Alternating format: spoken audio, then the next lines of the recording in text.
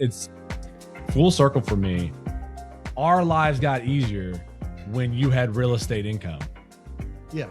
And now I'm back doing this. Yes, the house in Fayetteville paid for their educations. It didn't do it entirely, but it made it easy for us to do. Once again, you're making that money do something specific. You're taking that rental income and applying it directly to an education. Welcome into the Get Invested podcast, a podcast about all things real estate and real estate investing, brought to you by Capital Velocity Investments and a part of the Matthias Talks Investing Substack. Hello. Welcome in to another episode of the Get Invested podcast with your host, Jordan and Matthias. As always, we're excited to be here and talk all things investing, real estate, and real estate investing. And today we're particularly excited because we have my progenitor, the one and only, the Reverend Randy Stone, here on the mic with us as our guest. He's in town visiting the ACC tournament that's being held here in Charlotte. So if my voice is a little hoarse, excuse me, that's because we were at 4 games yesterday, all day, from noon until midnight, with the break in between. And Carolina was the last game, so I'd already talked all day. And then they came out and played like a middle school rec team full of kids whose parents are forcing them to be there. So I might have yelled some. I think the chances were quite high. Confirmed. Yeah. To the point. Here's how I can tell that Duke fans and Carolina fans are different in so many ways. There were some Duke, clearly more Duke alum than just Duke fans in front of us. And they seemed surprised at my intensity about how poorly we were playing. We were down 17 to Clemson at basically a home game and decided to not play until there's 3:33 left. We were down 15. We brought it all the way back to 1. So clearly if we just played hard. Anyways, they kept turning around and looking at me. I'm like, what is this of this? Do you not understand? You see the game, right? Like, earlier when Florida State was beating you guys by 8, none of this was inside of you? Like, because Florida State almost wild beat for a while. Duke. Yeah. Yeah. I saw that. Yeah. So my voice is a little hoarse. By the way, this one had to fight his instincts last night. When we watched the State game, I was cheering for State. I mean, not loudly, but I was like saying positive things, except for Quadir Copeland because he's obnoxious. But him over here, early part of the game, clapping for Clemson. I was like, I didn't cheer against State. He's like, oh, you're right. He didn't start like, I like who I like. They were down. He didn't start cheering for UNC until they're down 17. He's like, they're the underdog now. I'll cheer for them. Oh, there you go. That's me. That's awesome. I like Clemson, though. I mean, it's a team I like. So it's kind of hard not to, if it would have been Syracuse, it would have been no problem. I knew he was going to bring up that part about me pulling for Clemson. All right. Probably should move on to our actual topic. We're talking about, I don't think I even introduced it. Well, originally my thought was we were going to talk about when the role of it, like financial advisor, if you will, or who's talking to whom about money or giving advice flips so that the kid is giving the child, the offspring is giving advice to the parent. But Matthias made a good point that it would be interesting to talk both ways, and serendipity had it that my dad was going to be in town. So we've talked about this before, the idea of talking to your kids about financial matters, understanding money, all those things. Of course, we've also been on our soapbox about how this should be better financial education. So today we're going to do more of, kind of get into the anecdotes a little bit more of how that actually played out for me. And then we're going to flip it to the other side. So I guess we're going to talk about from your perspective, but I do believe you wanted to take this opportunity to ask a question. Yes, I would. And I think it's important to do it here because I think there may be others like me that have recently gone the directed IRA direction and are just learning about that. I received my K1 to my directed IRA from Grovia Capital. I think it's really from Angleton. Yep, it's from that investment. And I'm thinking, well, what do you do with a K1 in an IRA? Because you're not usually reporting anything unless, in my case, my wife has mandatory distributions. But because we direct those to a nonprofit, you just check a little box and you don't report that either. Keeps And it a so non-taxable event. what do you do with a K1 in a self-directed IRA? That's the question. Yeah, so we've been passing out K1s to all the self-directed IRA investors for all the years. We get one every year, every property. But to my understanding, and again, everybody needs to consult their CPA to get the official advice for their specific personal situation. But it's more for record keeping, because it's very difficult for a self-directed, like for instance, when we at the beginning of investment, when we pass out our losses, we take our depreciation, we do our studies, take the depreciation, and significant losses are passed out. It's very difficult for an IRA investor to even take advantage of those, because they're already in a tax advantage situation. I believe there may be some way to take advantage if there was some sort of early withdrawal penalty situation, and you would, maybe it would lessen the penalties or the taxes levied at that time. Again, that's a CPA question. So for the most part, it's really just record keeping. It's the IRS knows. We file the tax return for the LLC, the company, the individual company that's holding the property, running the investment for all the investments, and then it passes out K1s to all the investors. So the IRS knows that, hey, there's 6 or 7. Let's say there's 6 or 7 IRA investors in this particular LLC, and they just want to know, like, hey, where did all this money come from?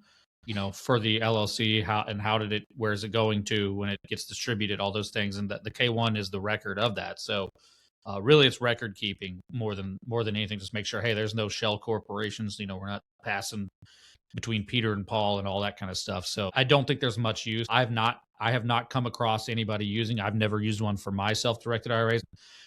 But obviously, you just hang on to them, and in the event that there's an audit of that LLC, maybe there's a personal audit, maybe there's an audit of your IRA or something, which all these would be extremely rare. But it's just proper record keeping more than anything else. Okay. And on a side note, we've recently written it into our SEC paperwork, our private placement memorandums, and our operating agreements. But basically, because there's IRS rules for depreciation inside of a self-directed IRA. That's different than the depreciation that we can take as a normal investor. So we take accelerated depreciation with our cost segregation studies that we do on our properties. We take accelerated depreciation to push more of the depreciation paper losses that we talk about up to the front end of the investment. You're not allowed to do that inside of a directed. You're only allowed to take what's called straight line depreciation. So what we do is we're required by the IRS is to divvy up the two. We basically have 2 boxes of investors. We have the IRA investors, and we have the the regular cash LLC, however else they're investing, trust, what have you. And so we basically scrape the extra stuff off of the IRA investors, and then divvy it up proportionally to all the rest of the investors. So it ends up actually to our benefit, because the people who can use it get more of a benefit from the losses. So all things being equal, the regular investors will get slightly higher depreciation losses than the IRA people, because that's required by the IRS, and honestly, they can't use it. So it makes more sense anyway. Right, because that's a hat on a hat situation. That's a multiplier of something that's not there, because they're already getting the tax benefit. Mm-hmm. But you're saying, just to be clear, that because the amount of the loss is divvied between LPs, between people who have invested by percentage, it actually gets, because it doesn't go to those investments that are IRA, you actually can take that amount that would have been divvied and spread it across and reallocate it. Yep. It's almost like a double allocation. Like we allocate across according to ownership, and then we scrape it off the IRAs and put that amount and reallocate to the rest of the investors.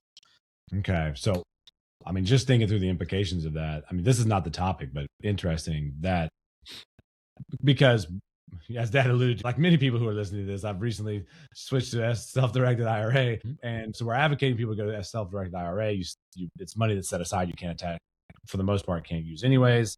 It's got the tax benefits. And then it also boosts that paper loss and tax advantage, if you will, for the rest of the investment group, which could also include you if you did a halvesies kind of thing, right? If you did some IRA, some cash. Sure. Yeah. So, for instance, if you were to invest, let's call it $50,000 with an IRA and $50,000 cash, the K1s would be significantly in year one, right? In this scenario that we're imagining, your K1 would be significantly different. There'd be very little depreciation on your IRA K1, and there would be a lot more depreciation on your cash K1.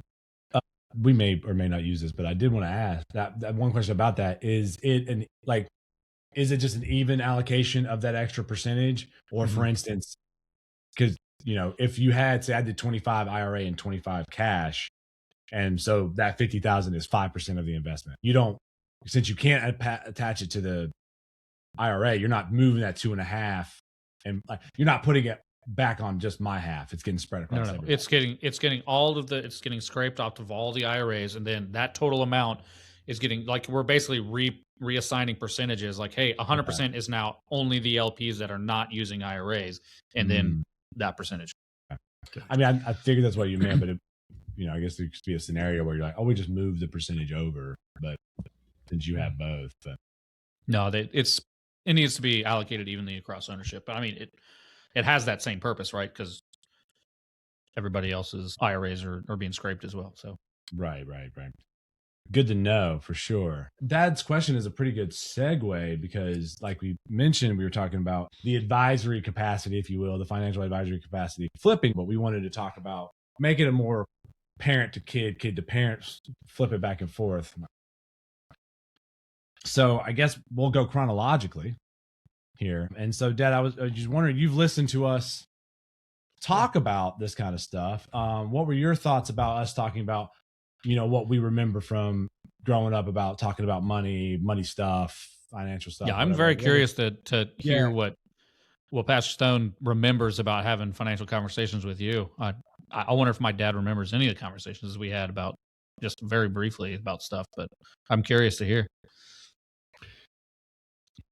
Really, I don't remember a whole lot of conversations about how to do things. It's kind of like with my own parents. There was a lot of talk about the need to spend carefully and not to waste, the old waste not, want not kind of thing, and the importance of hard work and earning your way. But as far as, there were occasional conversations, my dad would talk about how he did things or things he was trying to do, like investing in a farm or investing in equipment, and how he went about buying a tractor or whatever. But there wasn't a lot. And I don't think there was a lot of conversation with Jordan and his siblings about how to do things. I think they picked up in just the way that we operated, being frugal, as he has mentioned, which is basically the way I grew up. And I think he probably picked up that debt was not a good thing. You didn't borrow just to get things that were not significant. Yeah, that was basically for cars and homes, and you tried to keep it there. He and I have had conversations since about, I don't know if he remembers this or not, we talked about what I call the big five that you try to provide for a family. I don't remember anything that pithy. No, but well, go ahead. Anyway, go ahead and explain. That's the way I put it. And I'm not saying he didn't. I mean, the man entitled 17,000 sermons in his life, so I'm sure he could give it a title. I just don't remember that. Nice. Of course, a safe, clean, neat home, not necessarily, not a fancy home, but just a safe, clean, neat home.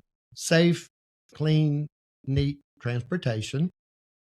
Healthy food, and plenty of healthy food. Medical care. Kathy and I always tried to make sure we were providing good insurance that our children could be taken care of if they had problems.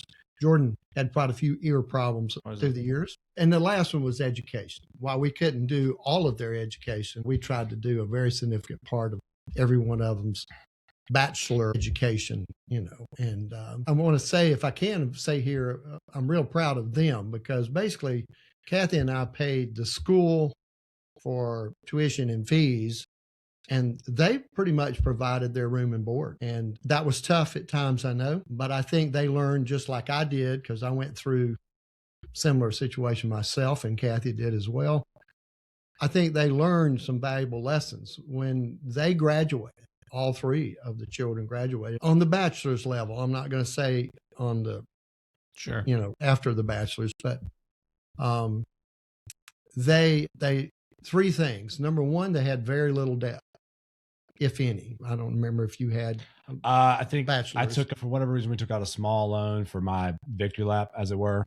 Extra semester. Yeah. So to finish my thesis, and you passed that to me when I graduated, I think.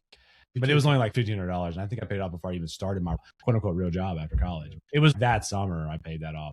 The two other things, though, that came out of that was not only they had very little debt, which they basically resolved that year that they graduated. But Lisette's was a little different, but she got there nonetheless, pretty much right behind them in that matter. But the other two things was, one, they already knew how to make money. They knew how to find a job, work a job, do good at a job, do well at a job, And then the other thing was they knew how to spend money and make it work. He means that in the good way. Yeah. Yeah. No, I know what he meant. Yeah. Not that like she knows how to spend money. When I say they know how to spend money, I mean something good. They knew how to manage money. We'll put it that way. They knew how to manage their money, which made them immediately able to just go out on their own after they graduated. I would argue, and I think my parents were the same. I feel like it's much more philosophical that got handed down. Like, this is how we treat money, much less than like a specific, here's, this is how you run a trade option with this stock or whatever. You know what I mean? Like, it was much more, hey, we live well below our means. We're going to save. We're going to invest. We're going to plan ahead for medical, that's exactly what my parents would do too. I mean, we never had I don't really remember many specific financial conversations, but from watching them, from knowing, it's like, hey, very same. It's like, we don't take out debt. We have the cars and we have the house, and everything's used. Everything's, frugal. We buy the Malto meal cereals, not the Kellogg cereals on the top shelf. We do with the bags of cereals down on the bottom. I don't know, Fruit Roos or whatever they, stuff like that. But yeah, we picked that up. Whether it was specifically, directed to us or not, it was just, we knew that was the way that was how you lived life. And so that the philosophy, I think, was from your side and from my side. I think that's much more than the specific,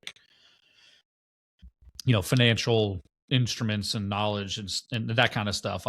Because I don't think any of us, my parents or you guys were sophisticated investors or running CPA type stuff. I don't think any of us were there back then. But in my opinion, I feel like the philosophy is more important anyway, because as long as you understand how to, like you said, as long as you understand how to manage money, you move out on your own, and then whatever you're interested in, you can start marching down that path without getting yourself into a world of hurt. I think for Kathy and I, and maybe your parents as well, we didn't have the means to do a lot of investment early on. Mm-hmm. And so as the kids grew and went through college and finished college, I think we got started more during Lisette's time, but she was the last child and at that point, the only child. Right after Grandpa and Grandpa and pay off the house. Right. And, we was using it for rent money. Yeah. That would be worthy to talk about a little bit, is when we inherited anything. And I inherited from my dad and my mom. They were divorced. There was less with my dad, but making good use of that money and not letting it get away, but using it for something significant, not for frivolous stuff. Not for a nice vacation and or even something like a new car, right? I mean, that wouldn't be frivolous, but it would by no means be the best use of it. Well, actually, some of my dads, we did do that. Okay. Which my wife is still driving, by the way. Yeah, that's that Camry we talked about. Yeah. So that was what I was going to ask you. Like, I don't want to get too off track, but you said, when we had our conversation, the big five, take out debt for a car. You didn't, have you ever done that? You talking about me? Yeah. What? I mean, no, I remember the cars we had growing up, but I don't feel like any of them. Here's a hint: Buick. Yeah. They were Buicks. You remember the Older. Silver Buick, huh? Older Buick. I remember all the Buicks. Blue, and there was the Regal before that, and then there was Mm-hmm. the Aerostar and all. I mean, you paid cash for all of those, didn't you? No, Oh. we didn't pay cash, but we made sure that we bought what was doable and what was, we weren't living above our means in doing that. But we just tried to be careful in our choices and we shopped, we made sure it was the best deal, right terms, and something that we could do. But there's 4 basic things that have been in my life that have directed me and kept me. One is honoring the Lord with the tithe, and he honors you. The second is sharing with others as you have means and opportunity. The third thing is, and that was what we were just talking about, is always living within your means, never overextending yourselves, not using debt to do things that is not necessary. Being very careful about debt, because helping them with their education was more important to us. I remember Jordan and I had a conversation about this one time about the kids at his high school driving these nice cars. And he noticed something at I don't know if he remembers this, but he went to this meeting at school that they were talking about how to get money for college. And he had these people who were driving these nice cars talking about that, how they couldn't afford to go to college. Mm-hmm. But yet we were talking about him going to college and paying for it, but we weren't driving. He wasn't, and we weren't. I didn't have a car. He didn't have a car himself. He eventually got one that summer after he graduated from high school. So he had one when he went off to college, but he worked that out himself that summer. He bought one he could pay for. Oh yeah, you remember the Burgundy Beast? Yeah, the Camaro. The 90 Camaro, baby. Yeah. I was really proud. I was really proud of him for that. He got that even before he was out of high school. These people say they can't afford to go to college, but yet we're talking about going to college and paying for it. And we don't make the money that they make, and so I think he got that at that point about how you use money. Yeah, the prioritization. Yeah. And that's what it was, because I think a lot of the people who are saying that looked at college more as like, oh, this is a thing the next thing to do. Yep. Thing to do, like Mm-hmm. people say, but it wasn't necessarily something that had been a historically large part of their family's background, or that was something that was discussed as a necessity and an investment at home. He's conflating a few different things together, but I mean, in the whole, that conversation we had about college, it was like one of those guidance counselor person, career counselor, whatever, comes in and says, here's what loans are, here's how much college is going to cost, and you're going to have to take out this much and whatever. And everyone's talking about it. And I was like, what? My thing even then was like, you just basically assume that everyone's going to have to take out like $10,000, $15,000 in loans, maybe. Yeah. And we weren't even in a position where I'm like, my parents have got it. Like, it wasn't that. It was just like, there's ways Daddy to Warbucks. Yeah, it was like, there's ways to work this out. Yeah. It was just, even in my head, I was like, there's ways to work this out that's different than this, first of all. Yeah. Yes, there's a different way to do it. But yeah, buying cars, and then, they're working to pay their own insurance, and, they're paying. I was like, oh, it was so absurd when you're a teenager. It was like $500 a month to drive their car, and they're working to make it. I'm like, man, if you were just like driving your parents' car or whatever, and you put all that away, where would you be? But some of those kids it was like their grandparents buying them cars, which is even more tragic in a way, when it's like, oh, you mean your grandparents could just like maybe send you to school instead, and they bought you a Mustang? That's it. And skip the car. The fourth thing has to do with the investment stuff, because the fourth principle was, when you start making more and you start having less responsibility because your kids are moving out, don't take the extra money now and spend it. Save it, use it. It got to be a joke with my board at church, because, every time they were going to give me a raise, it got to be a joke with them, because they knew what the answer was. They would ask me, what do you want to do? Where do you want the money? Because that, in paying pastors, you can do that. You can allocate, as long as you do it ahead of the start of the year, you can allocate, and it has great tax consequences. And it got to be a joke because I was going to say retirement. Yeah. Increase my retirement contribution. Because we had already learned to live on what we were getting. We were fine. And it was like, anything else you're going to give me, put it in retirement. Yeah. No, I was gonna say that's I scream about that all the time. It's the lifestyle creep. Everybody, you make more in your late 20s than you do in your early 20s, statistically, and then into your 30s and 40s and so on. But nobody starts building wealth until they're in their late 40s, because that's when they finally start looking ahead and going, oh man, we've spent everything we've earned at this point. That's why I'm blue in the face trying to tell people, hey man, if you start thinking retirement in your early 20s and you live like that, you only have to do it for 10. You did it for much longer, but realistically, you don't have to do it all that long. And if you're willing to delay that lifestyle that you dream of for 5-10 years in retirement, you're never going to have to worry about it again, because you've been diligent over those, over the earlier, and then that stuff's just growing exponentially over time because you started so early. So the earlier you can start.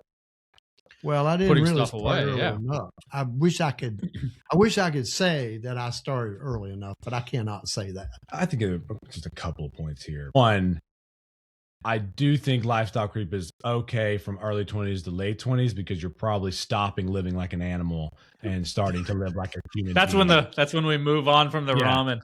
Yeah, that's when you move on from the terrible diet, the posters on the wall, the futon you got off the side of the road, like all mattress that on the floor, which took me into my 30s. Yeah, you got a nightstand and some bed sheets. If you have a girl over, or if you have a romantic interest over, they're not going to be like, "Ooh, what is happening here? Is this a flop house?"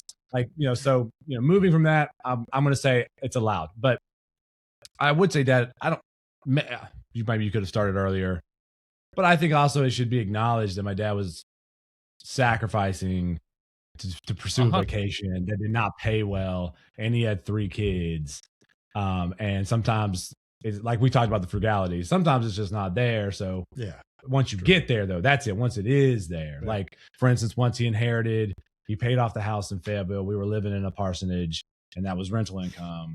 I remember palpably, like things easing. Yeah. I was in college at that point.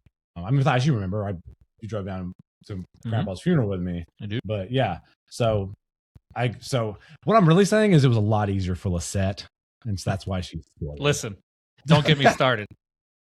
Yeah, it's probably even worse. Started. That's just unavoidable. I mean, the last child is going to reap the benefits from increased income, and then less responsibility because the other children are moving on. And yes, she did, but we tried as hard as we could. I mean, it was better for Jordan because we did in college, because it happened right. I mean, that you had a car from the beginning, and Bethany didn't get one until like the senior year and in college, and she went to school before the internet. So I mean, it's like a whole different world out there at that point. So it was. But and now I'm not saying this is some big deal. But Jordan did go off to college that freshman year with a car, with money saved, car paid for, money saved, insurance paid, and some money in his pocket, and no need to work that first year. Played so much basketball. It was amazing. Now, I'm glad he enjoyed that. I mean, but Bethany didn't get to enjoy that. But then, like he says, as you move on, as you go on from child to child, it's different. Yeah. And it's unreasonable. It's not because you're being different to your child. You're able to do more. You're just able. That's right. Yeah. And I say it's unreasonable to ask parents to be like, no, be withholding because I didn't get more. Don't give my little brother. Well, there's 6 of us. So Rebecca and I lived a very different life than Maria and Jesse did on the tail end. It's just, which is fine. I mean, and I don't begrudge. I'm glad they got things that I didn't get to do back then, because it would be very narcissistic of me to wish them the same horrors of my childhood. I make the joke, and it makes my dad deprivations, mad. We'll say. Yes. Well, I tell them that I got to eat Tuesdays and Thursdays, but Rebecca got to eat Monday, Wednesday, Friday, which was always frustrated me. And yet somehow you got so big. I know. She's so small. And she's, yeah, I know. I can't believe you guys. Yeah, my dad does not enjoy that joke. Pretty sure I mean, the funny part, that is actually the real thing for like sweet cereal, regular cereal though. There were like sweet cereal days at the Wilson household. I remember 100%. I should just say one thing here. I don't know. None of them listen, but I was able to buy that car and have money in the bank when I went to college because my father's parishioners at Meadowbrook gave me a bunch of money for graduation for high school. And that was how that was what mainly paid for my car. So shout out. I think he paid a significant amount working. What was that place called that you worked with Phil? He moved to? CMW. Yeah, CJ. Yeah, I mean, I had like CAD. Had a good job. I had like the ability to do CAD, and I was making money, and then lawn mowing. And I mean, there were summers I had 3 jobs, but that I did. I mean, it was $2,500 car, so I wasn't driving off in an Infinity. But they gave me like probably like 60% of that. Nice. And then once again, what did he do with it though? Yeah. He bought a car and paid cash. You know what? I'm having a couple of full circle moments in this conversation, by the way. One is that we paid as much for a laptop as we did my car because that's just what it was back then. Remember my Dell laptop for Liberty was like over $2,000. Oh my god! And that was not a like extravagant expense. That was like, that's what they cost back then. Yeah, I might want a laptop for school. And the other thing is, it's full circle for me. But our lives got easier when you had real estate income. Yes. And now I'm back. I've never put that together. Ooh. Well, now I'm doing this. Yes, the house in Fayetteville paid for their educations as far as the school side of the deal. I mean, it didn't do it entirely, but it made it easy for us to do. And we were able just to take that responsibility and go with it. But once again, you're making that money do something specific. You're taking that rental income and applying it directly to an education. Because I'm back to my big 5. You know, this is number 5. This is education. This is what you do. Now, guys, don't One confuse. would argue you're reinvesting. 4 principles, 5 groups. Yeah, 5 groups of things you provide. You should provide. I'm going to add one that I regret. Okay, vacations. I regret that we didn't have vacations, and we should have done that more, because our vacations, as he'll tell you, were mostly going to grandparents. 100%. That's all we ever did. Yeah. And I regret that we didn't have more vacations. I mean, that's an interesting point. We're kind of all over the place. This is going to be an interesting episode, but like, we didn't take any vacations either. Never. It was only driving to Kansas City to grandma and grandpa. That's where we didn't go to Florida. We didn't go. We lived in North Carolina, so we could go for a day over to the beach, but we never, not until I was basically done with high school did we ever do a vacation. There was one time that mom took us to somewhere out on one of the Outer Banks Islands, and we stayed for like a 5-day or something there. But I was 15, 16 at that point. And then I don't know, it must have been my senior year at college. We did a family all-inclusive vacation down in Cancun. And though I'm not sure we did much other than like, there was maybe a work trip that dad would have where he would, he flew mom down to like Barbados once because he was doing work stuff, Army stuff down there. But I'm trying to think. I really don't know of any other vacations. It is nice to be able to, I mean, that's something Jordan will give me endless crap because we go on these cruises all the time. But it is something that I never, that's why I get mad at my kids all the time, because I'm like, you guys have no idea because they don't know it. They just don't know any better. They don't know any different. And I'm like, this is nice to be able to provide them with this type of vacation that it was just not a thing. I mean, I remember renting the Rent-A-Wreck, a Econoline 15-passenger van to drive across the country and with the doors frozen shut because we drove overnight through the winter weather, to go see grandma for Christmas or whatever. But yeah, I remember you guys had to do that because there's 8 of you. There's so many of us. There's that we couldn't bring luggage and the people. So, it's either we're bringing clothes or we're leaving Jared at home. So, if you were going to choose one, that's the one. Probably. I'm going to be honest. And he'd have been fine. He'll survive. Just give him some cereal. He'd have been fine. it isn't, that's an interesting kind of one of those walk the line moments. Not a Johnny Cash kind of way, but we were talking about like, don't spend inheritance on a vacation, but at the same time, there's a way in which they can be meaningful. I would say that one of the things that we talk about the most as a family, or reminisce about, at least the kids do, is like the one big vacation we went on. I use vacation very loosely, and if you're watching, you see the quotes, because it was really like, we're going to march through and see all of these things of America that we have never seen before. Yeah. And honestly, I look back on it fondly, and it's funny because all the times that we were trying to like cram so many things in, and then we were like searching for a hotel at like 10 p.m. at night because we were just trying to get as far as we could. And, we're running around to all the monuments in DC and walking like 7 miles. And, it was, oh yeah, it was, and, we saw like Lake Ontario, and we left from the National Convention in Detroit, right? And then we crossed the border, and then we swung all the way around down through New York, and then went to Niagara, Gettysburg and Williamsburg and Hershey and Amish country, and saw the nation's capital for the first time. And that would be ended with that theme park, Kings Mountain. Yeah. Kings Dominion or Kings Dominion. Kings Dominion. There you Kings go. Mountain, small town down the road. Yeah. Kings Dominion. Yeah, that was fun. So I don't know. For me, as a kid, it was kind of the idea that I remember that just being a time of like being exposed to something different than just like where I lived and or Southern Illinois or whatever, rather than it being a vacation. I mean, being together and then seeing something new, I guess. Yeah, 100%. And that I mean, we still got excited. That was vacation for us, right? We go, hey, we get to do something outside of the normal life. So we'd all pile into this van, and we'd stop, and we'd go to grandma's house. It was just a different place, and we'd see a bunch of people we never got to see. And we did, but even the act of driving through past the arch and through the tunnels in Tennessee and all these different things was just cool, different stuff that I remember. I turned 40 in a couple of weeks, and I haven't forgot them yet, so I probably won't.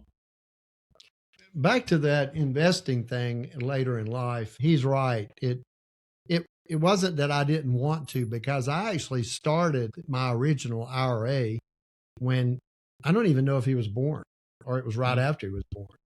But about 30 years ago. Sorry, a little longer than that.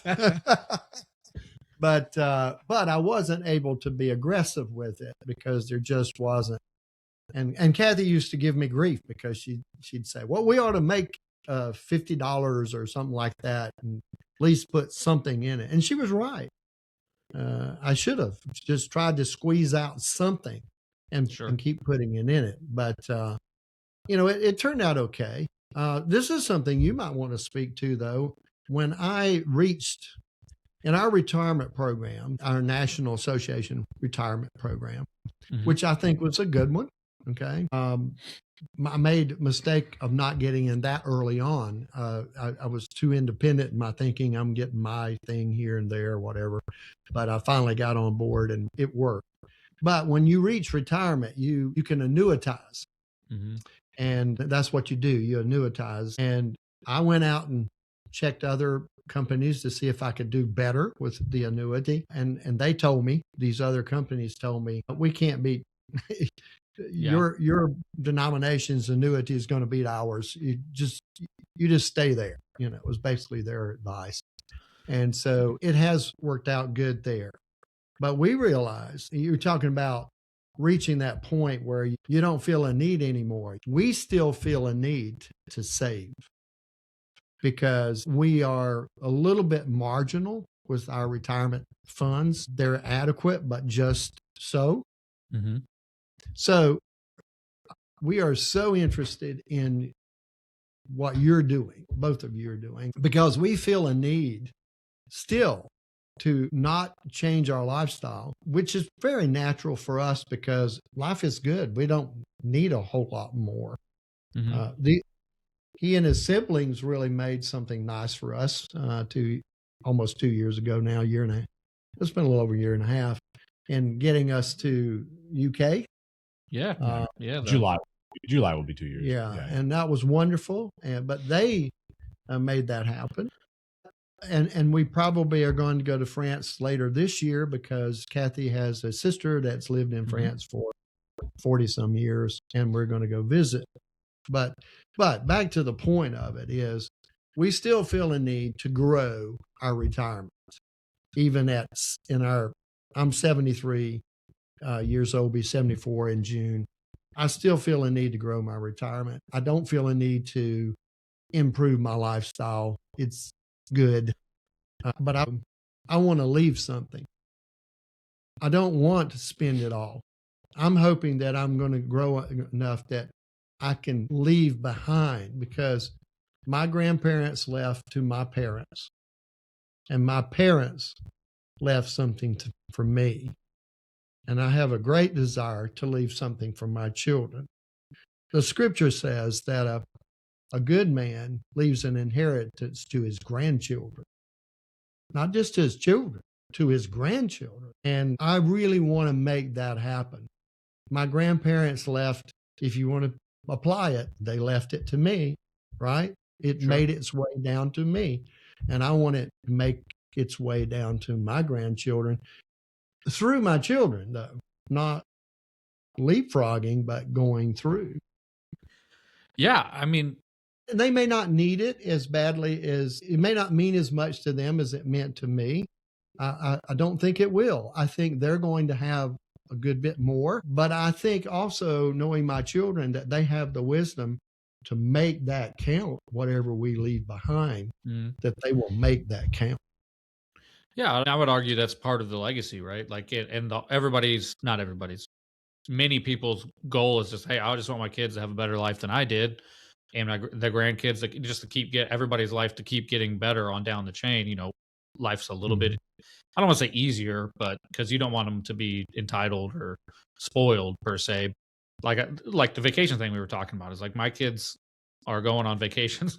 They've already been on more vacations than I did for the first 30 years of my life. They've been on probably double the amount that I went on. Right. But that's something that I would, that's always been a dream of mine, is to pass something to my kids that I didn't get to do, and grandkids, so on. I mean, that's part of leaving the legacy. Is like, what I'm not here to just, like you said, spend it all, to build a bunch of money and then spend it all before I die. That doesn't seem like making sense. Yeah, it doesn't. I feel like that I made no mark on the world if I'm here and I end up consuming everything that I've built at the end. I'd rather leave stuff and a legacy. I agree with that. And I'm struggling with ways to, again, not to spoil the kids and make sure that they learn those same philosophies, just like we talked about from our parents, making sure that they can learn that same philosophy of, hey, we live below our means. We buy, sure, it's nice it's fine to have nice things, but only when you can afford it, and only when you really take your time. We don't go buy crazy things on a spur of the moment. We don't, we shop and choose properly, and all those, delayed gratification, all these things that we learned, Jordan and I would say learned from you guys, is that's the stuff that I'm struggling to figure out how to teach to my kids, because we're just in such a different position than my dad and my family was, trying to feed this guy and all my brothers and sisters, and homeschooling and on an enlisted salary, and you on a preacher's salary. So I mean, you guys have done better, right? Like you've succeeded in at least the first half of it. We'll see how the grandkids turn out, but at least the kids I would argue are having. I mean, I've had much more opportunity than my dad ever did, so I got to give them props for that. That's it, right? It's not make life easier. Although sometimes that might be the goal. If your life is hard, like really hard, it might be the goal that the life of your kids is easier. Like it relieves some of that difficulty and struggle. But at a certain point, I think it would be more to present grander vistas, broader horizons, right? More possibilities to take advantage of, right, through hard work and knowledge and practice and planning. Not have it handed to you, but there's more in front of you if you want to work. There's more options available than yeah. More freedom, more options. Well, I have confidence in my children that they know how to do this. but they know how to do it partly because of their own hardships. You know, when I say hardships, I mean the tough times, especially the college years. Mhm. You know, my college I years agree. were pretty. I could tell you some stories about my college years and the tough situations, but Sure. we don't need to do that. But at the same time, see, they learned those lessons. The question, like you said, for your children and for Bethany's children is how do you teach them these same principles when there's not the same necessity? Right. I think you got to be more creative Mhm. and you got to be more, intentional. Yes. Yes. You got to be more intentional about it to accomplish that goal. Or it got to be like Shaq, where he says famously, he tells his kids, no, we ain't rich. I'm rich. That's what he tells his kids. I could just do that and be like, hey, you guys got to figure out how to eat because I'm eating over here. This is my food. No, I'm kidding. But I do enjoy that quote. I mean, it's honestly typical Shaq. He gets right to Yeah. the point.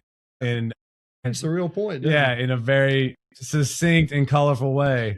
That's a good way of putting it. I mean, maybe you get some of this, probably, but you probably need to figure out some things on your own. Well, we've focused a lot on the philosophy and growing up. I would say that one of the things that we haven't yet talked about is when at least I personally remember when I grew up and got a little older, college, after college, we did start having different conversations about money, which I think is another part of the story of when we got to the point now where it's kind of flipped and and I wouldn't go so far as to say I'm in advisory capacity, right? But we have conversations where it's a back and forth more than just one person telling the other. Teaching, yeah. Yeah. So equal. Right. So we're going to wrap this part of that up here, but we're going to make a second part if you want to come back next week where we talk about when it flips and maybe kind of that natural progression and transition. To the other side, as it were. So that's what we're going to do. We're talking about next week. If you guys want to come back and listen to another episode of the Get Invested podcast.